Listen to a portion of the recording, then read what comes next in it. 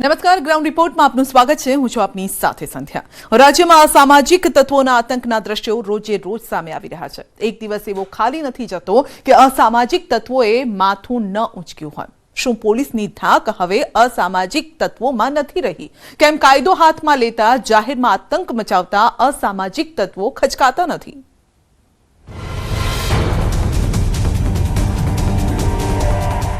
નથી અટકી રહ્યો અસામાજિક તત્વોનો આતંક, નથી અટકી રહી મારામારીની ઘટના,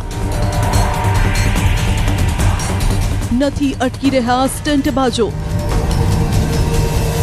રાજ્યમાં કાયદો છડે ચોક હાથમાં લઈ રહ્યા છે અસામાજિક તત્વો. નથી પોલીસનો કોઈ ડર. આ દ્રશ્યો ફિલ્મી લાગતા હશે, પરંતુ આ હકીકત છે ગુજરાતની વરવી વાસ્તવિકતા, જે કેમેરામાં કેદ થઈ છે. જાણે અસામાજિક તત્વોનો અડ્ડો બન્યું છે ગુજરાત. અસામાજિક તત્વોના આટલા વરઘોડા નીકળ્યા, પરંતુ અસામાજિક તત્વો છાંકટા બની અને કાયદો હાથમાં લઈ રહ્યા છે. સુરતના દ્રશ્યો જોઈ લો. જાહેરમાં થઈ રહી છે મારામારી. દ્રશ્યો ડિંડોલી વિસ્તારના છે, જ્યાં 2 થી 3 વ્યક્તિને 10 જેટલા લોકો ધોકા વડે ઢોર માર મારી રહ્યા છે. વિડીયો અંબિકા ટાઉનશીપનો હોવાનું કહેવામાં આવી રહ્યું છે. વિડીયો જોતા લાગે છે કે જાણે અસામાજિક તત્વોને પોલીસનો કોઈ ડર જ નથી. સુરતમાં અસામાજિક તત્વોને પાઠ ભણાવવા માટે પોલીસે કેટલાય વરઘોડા કાઢ્યા, પરંતુ અસામાજિક તત્વોમાં જાણે પોલીસની કોઈ ધાક જ નથી બેસી રહી તેવું લાગે છે. માટે જો પોલીસનો કોઈ ડર ન હોય તેમ કાયદો હાથમાં લે છે. દક્ષિણ ગુજરાતમાંથી આવેલા દ્રશ્યો ચાડી ખાઈ રહ્યા છે કે અસામાજિક તત્વોમાં પોલીસનો કેટલો ડર છે. નવસારીના જલાલપોરમાં જોઈ લો માથાભારે શખ્સોનો આતંક, જે સીસીટીવીમાં કેદ થયો છે. એરુ ગામમાં કિંગ્સબરી સોસાયટીમાં કેટલાક માથાભારે શખ્સોએ પતિ પત્ની પર લાકડીઓ વડે હુમલો કર્યો. મહિલાને પણ ન છોડીને તેને પણ લાકડીઓ વડે ફટકા માર્યા.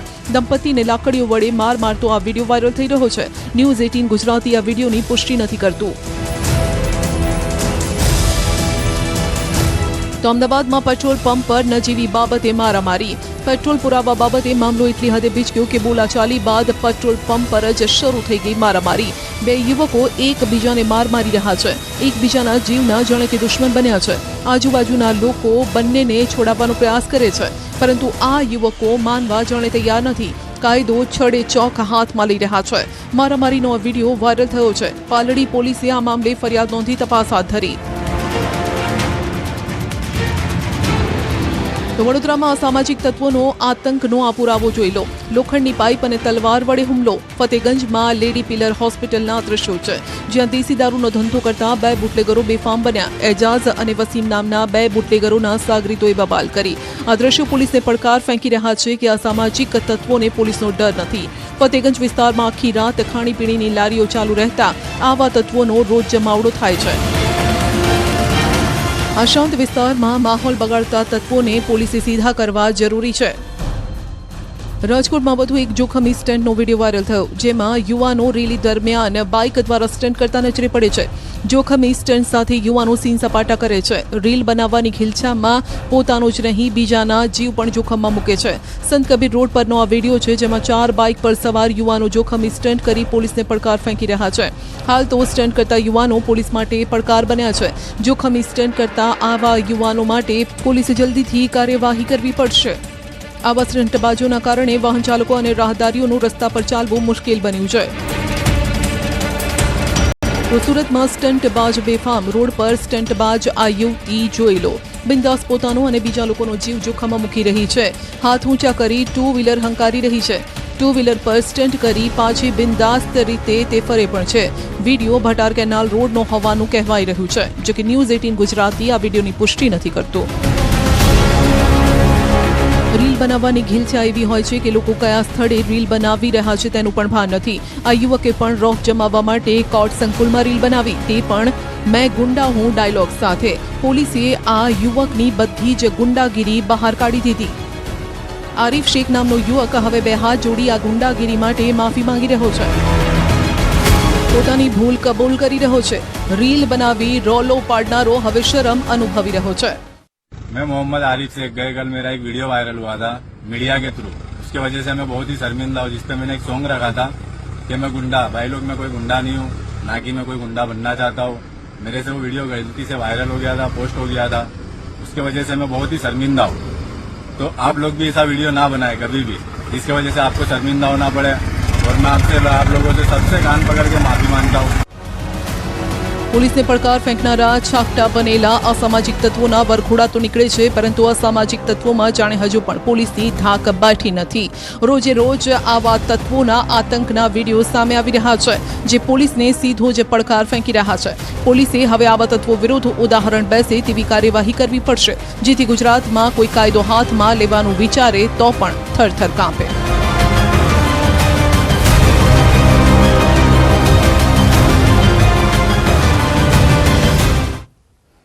ભર શિયાળે પરસેવે રેબઝેબ થયા બાદ હવે ખેડૂતો માટે આવી રહ્યા છે એક સારા અને એક ખરાબ સમાચાર. કારણ કે 24 કલાકમાં ગુજરાતવાસીઓને જ્યાં ગરમીમાંથી રાહત મળશે, ત્યાં જ જાન્યુઆરીના અંતમાં પાક પર ઈયળો આક્રમણ કરશે. કારણ કે જાન્યુઆરીનો અંત ઠંડીની સાથે માવઠાવાળો રહેશે. ત્યારે જાણો કોણે કરી આ મોટી આગાહી અને કયા વિસ્તારોએ ખાસ સાચવવું પડશે.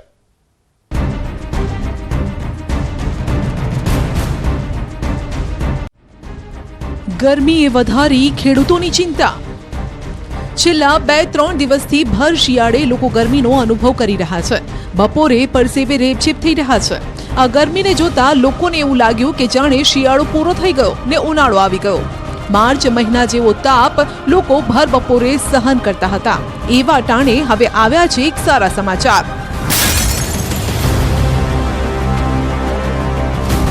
ઠંડી હજુ ગઈ નથી.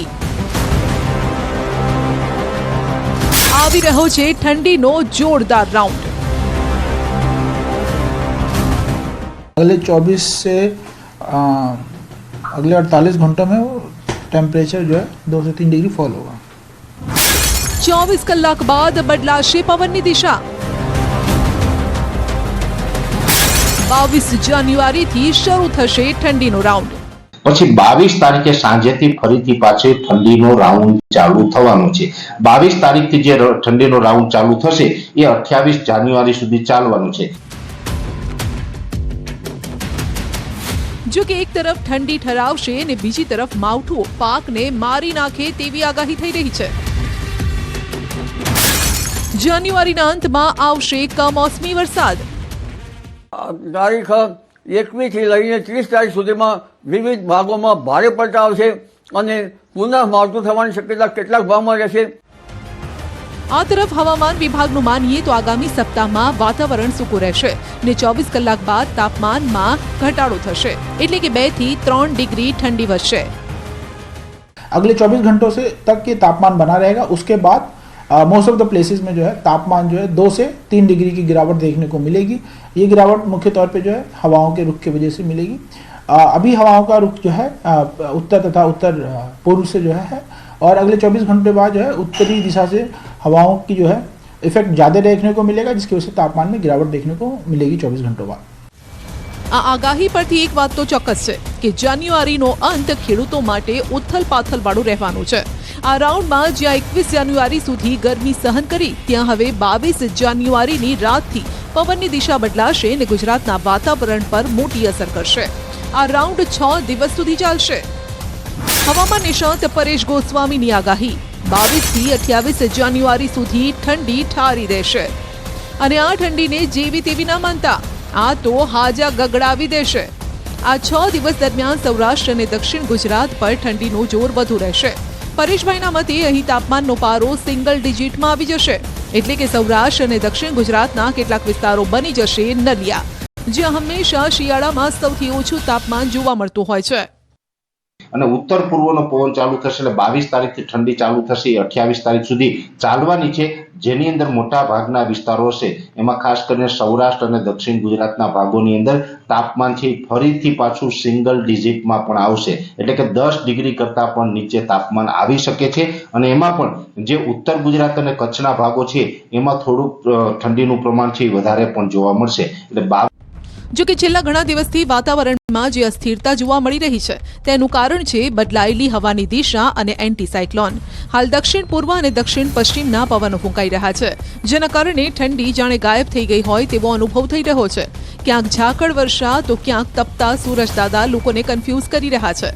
જો કે આ બદલાવનું મુખ્ય કારણ જણાવ્યું હવામાન નિષ્ણાત પરેશ ગોસ્વામીએ. એન્ટી સાયક્લોન છે એ અત્યારે ઘણું બધું નબળું પડી ગયું છે અને હજુ પણ એ નબળું પડતા આગળ નીકળી જશે. આમ અત્યાર સુધીની વાતથી ખેડૂતોના જીવમાં ભલે જીવ રેડાયો હોય, પરંતુ હવેની આગાહી સાંભળશે જો જગતનો તાત તો તેના પગ તળેથી જમીન ખસકી જશે. કારણ કે ગરમી બાદ જ્યાં ઠંડી ભૂક્કા બોલાવવાની છે ત્યાં જ માવઠું પણ માર આપવા માટે આવી રહ્યું છે. હવામાન નિષ્ણાત અંબાલાલ પટેલનું માનીએ તો જાન્યુઆરીના અંતમાં વાતાવરણમાં સતત પલટો આવતો રહેશે. 27, 28, 29 જાન્યુઆરીએ કમોસમી વરસાદની શક્યતા. દક્ષિણ ગુજરાતમાં પડશે માવઠું. ઉત્તર ગુજરાતના ભાગોમાં પણ હળવા છાંટા સાથે માવઠાની આગાહી છે. 30 જાન્યુઆરી સુધી વારંવાર હવામાનમાં પલટો આવતો રહેશે. લગભગ જાન્યુઆરીના અંત ભાગ સુધીમાં હવાના વલસાડના ભાગમાં પણ પલટો રહેશે ચાલુ અને વિષમ હવામાનની વિપરીતતા રહેવાની શક્યતા રહેશે. આ અરસામાં ડાંગમાં ક્યાંક હળવો કમોસમી વરસાદ થવાની શક્યતા રહેશે. ઉત્તર ગુજરાતના ભાગોમાં પણ હવામાનમાં પલટો આવશે અને પંચમહાલના ભાગોમાં હવામાનમાં પલટો આવશે. ભલે કહેવાતું હોય કે વરસાદ તો ખેડૂતોનો મિત્ર છે, પરંતુ જ્યારે તે સમયે પડે તો સારો, કટાણે કંઈ કામનો નહીં. તેમ વગર સિઝનનો વરસાદ ખેડૂતોના પાકની પથારી ફેરવી નાખશે. વાદળ, વાયુ, પવનના તોફાનો ખેતીના પાક પર એવું આક્રમણ કરશે કે ખેડૂતો ચિંતામાં સરી પડશે. તેમાંય શાકભાજી, રાયડો, જીરાનો પાક જે ખેડૂતોએ લીધો છે તેઓએ વધુ સાચવવું પડશે. બાગાયતી પાકોને ઈયળો કોરી ખાશે તેવી આગાહી કરી છે હવામાન નિષ્ણાત અંબાલાલ પટેલે. વાદળ, વાયુ, પવનના તોફાનો, વિષમ હવામાનની વિપરીતતાના કારણે ઉભા કૃષિ પાકોમાં રોગ આવવાની શક્યતા રહેશે. જીરા જેવા પાકમાં ચરમો આવવાની શક્યતા રહેશે અને બાગાયતી પાકોમાં પણ કંઈક અંશે નુકસાન થવાની શક્યતા રહેશે. આમ હવામાનની વિપરીત અસરના કારણે ઊભા પાકમાં રોગની ભીતિ છે. ત્યારે આવા સમયે ખેડૂતોએ જૈવિક દવાઓ છાંટવી યોગ્ય રહેશે. જો કે ખેડૂતોની ચિંતા અહીં ઓછી નથી થતી. જાન્યુઆરીનો અંત અને ફેબ્રુઆરીની શરૂઆત પણ માઠી રહેવાની છે, કારણ કે ફેબ્રુઆરી મહિનો પણ ડબલ ઋતુવાળો રહેવાનો છે. હવે ફેબ્રુઆરીમાં શું થશે તો કે ડબલ ઋતુ થશે. રાત્રિના ટાઈમે શિયાળો ચાલુ રહેવાનું છે. ગયા વર્ષે તો ફેબ્રુઆરીમાં ઉનાળાની શરૂઆત થઈ ગઈ હતી. આ વર્ષે ફેબ્રુઆરીમાં ઉનાળાની શરૂઆત નથી થવાની, માર્ચમાં થવાની છે. પણ દિવસનું તાપમાન ફેબ્રુઆરીમાં ઊંચું આવી જશે અને રાત્રિનું તાપમાન હોય એ નીચું રહેશે. એટલે લઘુત્તમ તાપમાન નીચું રહેશે, મહત્તમ તાપમાન ઊંચું આવશે. એટલે ફેબ્રુઆરી મહિના દરમિયાન આપણે ડબલ ઋતુનો સામનો કરવો પડશે. આમ હાલ ભલે ગરમીએ ખેડૂતોનો પરસેવો પડાવ્યો, પરંતુ આ આગાહી પરથી આવનારા સમયમાં એટલે કે ભર શિયાળે ખેડૂતોને પરસેવો પડે તેવા સમાચાર છે. ત્યારે આશા રાખીએ કે તાતની ચિંતા ઓછી થાય ને શિયાળુ સિઝન સચવાઈ જાય.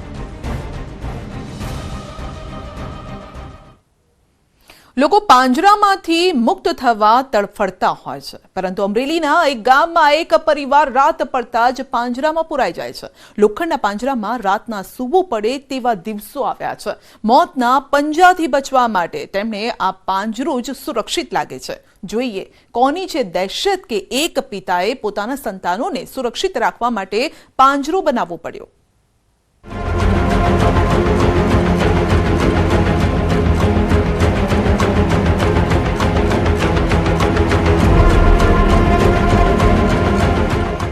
આ પાંજરું જોઈને પ્રથમ નજરે તમને લાગતું હશે કે દીપડા જેવા જંગલી પશુઓને કેદ કરવા માટે આ પાંજરું બનાવવામાં આવ્યું હશે. પણ આ પાંજરું દીપડાને કેદ કરવા માટે નહીં, પરંતુ પોતાના બાળકોને બચાવવા માટે એક અભણ પિતાએ બનાવ્યું છે. શું થયું કે એક પિતાએ પોતાના બાળકોને બચાવવા બનાવવું પડ્યું પાંજરું? આ પાંજરું એ વાતનો પુરાવો છે કે આ વિસ્તારમાં જંગલી પ્રાણીઓનો કેટલો ખોફ છે. આ દ્રશ્યો પરથી જ અંદાજો લગાવી શકાય છે કે દીપડાની આ વિસ્તારમાં કેટલી દહેશત છે. દીપડાના વધતા આતંક વચ્ચે એક ખેત મજૂર પિતાએ પોતાના બાળકોની સુરક્ષા માટે અનોખી પહેલ કરી છે. રાજુલા તાલુકાના ઝાપોદર ગામની વાડી વિસ્તારમાં રહેતા ભરત બારૈયાએ પોતાના 6 બાળકોની સુરક્ષા માટે લોખંડનો વિશાળ પાંજરો બનાવ્યો. 5 દીકરી અને 1 દીકરાની ચિંતામાં પિતાએ આ માર્ગ અપનાવ્યો અને બાળકોને પાંજરામાં પૂર્યા. જાપોદર ગામના ખેતમજૂર ભરત બારૈયા ખેતી કામ કરીને પરિવારનું ગુજરાન ચલાવે છે ને જોગાનું જોગ થોડા સમય પહેલા ભરત બારૈયાની પત્નીનું નિધન થતા 6 બાળકો નોંધારા બન્યા, 5 દીકરી 1 દીકરો અને વયોવૃદ્ધ મા બાપને સાચવવાની જવાબદારી ભરતભાઈ બારૈયાના શિરે હોય છે। ત્યારે છેલ્લા 1 પખવાડિયામાં જાફરાબાદ ખાંભામાં 2 બાળકોને દીપડાએ મોતને ઘાટ ઉતારતા આ વિસ્તારમાં ભયનું વાતાવરણ છે। ભરત બારૈયાને પોતાના 6 બાળકોને ખેતી કામ દરમિયાન ક્યાં સાચવવા તેની ગંભીર મુશ્કેલી છે। ખેતી કામમાં રાતની ઊંઘ પણ હરામ થઈ જાય છે। બાળકો પણ દીપડાના ભયથી વાડી વિસ્તારમાં ધ્રુજી રહ્યા છે। ત્યારે સાવ કાચું બારી બારણા વિનાના મકાન હોય ત્યારે બાળકોને દીપડાથી બચાવવા માટે 2 ખાટલા ભેગા કરીને તેના ફરતે લોખંડની જાળીવાળું પાંજરું બનાવ્યું છે ને રાત્રે આ પાંજરામાં 6 બાળકો અને પિતા ભરત બારૈયા સૂઈ જાય છે। હિંસક દીપડાના ખોફ સામે રહેણાંકી પાંજરું આશીર્વાદ સમાન સાબિત થયું છે ને હવે ભરત બારૈયા ખેત મજૂરી કરી શકે છે ને રાત્રિના ખેતીમાં પાણી વાળવું કે અન્ય કામો પણ બાળકોને પિંજરામાં કેદ કરીને આસાનીથી થઈ શકે છે। આ નિરક્ષર ખેત મજૂરે પોતાની કોઠા સૂઝથી આ પાંજરો બનાવી બાળકોને સુરક્ષિત કર્યા છે। મને એવો વિચાર આવ્યો કે મારે છોકરા માટે શું કરવું પડે। પછી મને દીપડો મેં એક ખેલા જોઈ લીધો કે ભાઈ મારું એક ગલુડિયું હતું એને લઈ ગયા હતા। પછી મારી છોકરી સૂતી નહીં, બાપા કે આપણે સવારે શું કરીશું। મેં કીધું કાલે આપણે કાંઈક પ્લાન કરીશું, બરાબર। પછી મને એક વિચાર આવ્યો કે આપણે પાંજરું બનાવી લઈએ અને તમે 5 બહેનું તમે સૂઈ જાજો અને એક ભાઈ સૂઈ જાય અને એક હું, એટલે અમે બધાય એમાં સેફટીથી સૂઈ જઈએ છીએ। એટલે આ મને એટલો વિચાર આવ્યો। અને બીજા નંબરમાં કે મારે ચાક પાણી વાળવા જવું તો મને થોડોક રાહત મળી જાય। અમરેલી જિલ્લામાં ખાંભા, રાજુલા અને જાફરાબાદ વિસ્તારમાં સિંહો બાદ દીપડાઓનો વસવાટ વધ્યો છે। ગમે તેવા વિસ્તારમાં દીપડાઓ ઘૂસી મારણ શિકાર કરી રહ્યા છે।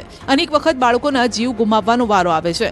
અનેક પરિવારોએ બાળકો ગુમાવ્યા છે। ત્યારે પત્નીના અવસાન બાદ બાળકોને હિંસક દીપડાથી બચાવવા ભરત બારૈયાએ પાંજરું મૂક્યું છે, જે વરદાનરૂપ સાબિત થઈ રહ્યું છે। જ્યારે આ ખેત મજૂરના શ્વાનના 4 બચ્ચાને દીપડો અગાઉ ઉપાડી ગયા બાદ બાળકો બચાવવા પાંજરું બનાવવું પડ્યું। વન વિભાગના પાંજરા કરતા બાળકોનું પાંજરું વધુ સુરક્ષિત અને મોટું બનાવ્યું હોવાથી અમદાવાદના વાઇલ્ડ લાઇફ ફોટોગ્રાફર મુકેશ આચાર્યએ લોક ભાગીદારીનું ઉત્તમ ઉદાહરણ ગણાવ્યું છે।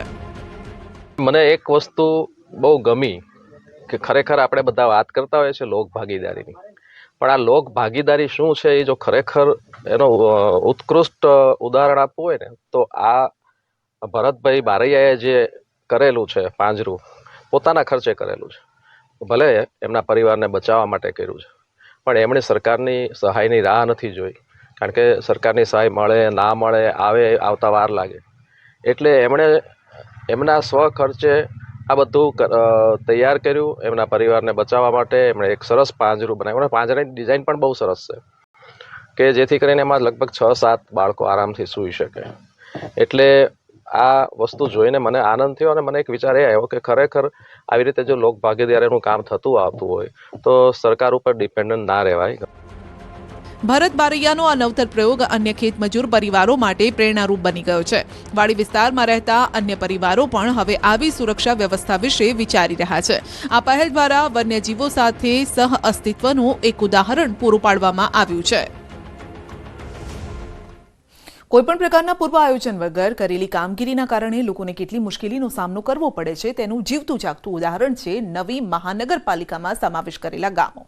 ઝડપી વિકાસ માટે સરકારે આ ગામોનો સમાવેશ નવી મનપામાં કર્યો, પરંતુ આ ગામોના લોકોને તંત્રના પૂર્વ આયોજનના અભાવે અત્યારે પોતાના પ્રશ્નો માટે રઝળપાટ કરવાનો વારો આવ્યો છે।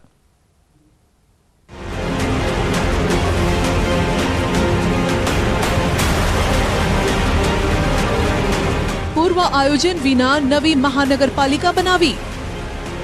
આ તો ઓછીતાની જાણ કર્યા વગર લોક કરી દીધું, જાહેર કરી દીધું, મહાનગરપાલિકામાં આવી ગયું, અહીંયા લોક થઈ ગયું, પછી તો અમારે જવું ક્યાં।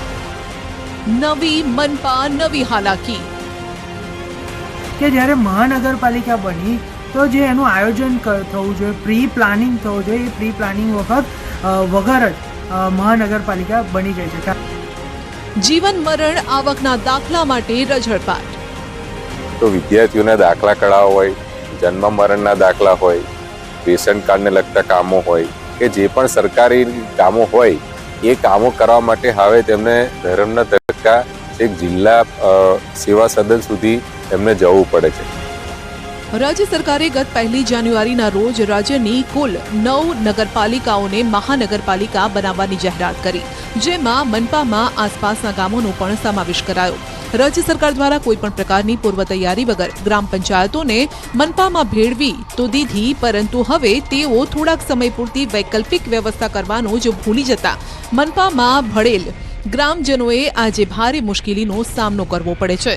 નવા ભળેલ ગામોના લોકોએ જન્મ, મરણ તથા આવકના દાખલા સહિત સરકારી કાગળો માટે ધક્કા ખાવા પડે છે. જે જગ્યાએથી અત્યાર સુધી જરૂરી કાગળો મળી રહેતા તે ગ્રામ પંચાયતોની ઓફિસે તો તાળા મારી દેવાયા છે અને ગ્રામજનો આવકના દાખલા, જન્મ, મરણના પ્રમાણપત્ર માટે મનપા કચેરી અને કલેક્ટર કચેરી સહિતની કચેરીઓમાં ધક્કા ખાઈ રહ્યા છે, જ્યાં તેઓના નામ અહીં ટ્રાન્સફર નથી થયાના જવાબ પણ મળી રહ્યા છે. પોરબંદરમાં પણ નવી મનપામાં ભળેલા ગામોના લોકોને આ જ હાલાકી છે. રાજ્ય સરકાર દ્વારા કોઈ પણ પૂર્વ તૈયારી વગર પોરબંદર જિલ્લાના જાવર, રતનપર, વનાણા અને દિગ્વિજયગઢ ગામનો મનપામાં સમાવેશ કરાયો, પરંતુ અત્યારે ગામોના લોકોને જન્મ, મરણ, આવકના દાખલા સહિત સાફ સફાઈ તેમજ પાણીના પ્રશ્ને ભારે રઝળપાટ કરવો પડે છે. નવા ભળેલ ગામોની મુલાકાત લઈ સ્થાનિકો સાથે જ્યારે ન્યૂઝ 18 ગુજરાતીની ટીમે વાતચીત કરી તો અસુવિધાઓને લઈને લોકોમાં રોષ જોવા મળ્યો. અત્યારે અમારી આ પંચાયત લોક છે, બરાબર, અમને કોઈ જાણ નથી. મહાનગરપાલિકામાં લઈ લીધા, કોઈ આનું સુકાન સંભાળવાનું છે નહીં. જનસેવામાં જઈએ તો કે અમારી પાસે કઈ ડેટા આવ્યા નથી. તો અમારા જન્મનો દાખલો છે, મરણનો દાખલો છે, આવકનો દાખલો છે, જરૂરિયાત વસ્તુ અમારે ક્યાં જવું, એની પાસેથી ન્યૂઝ લેવા. તો આવી બધી સમસ્યા, અને જ્યાંથી મહાનગરપાલિકા આપ્યું છે ત્યારથી પાણી પણ નથી આવતું. આજે 15-18 દિવસ થઈ ગયા, તો શું કરવું? પાણી જમીનમાં ખારા છે. લોકો કહી રહ્યા છે કે કોઈ પણ પ્રકારના આયોજન વગર સરકારે ગ્રામ પંચાયતોને તાળા મારી દીધા છે, જ્યારે કે મનપામાં તેમના કોઈ અમારા ડેટા ટ્રાન્સફર પણ નથી કર્યા.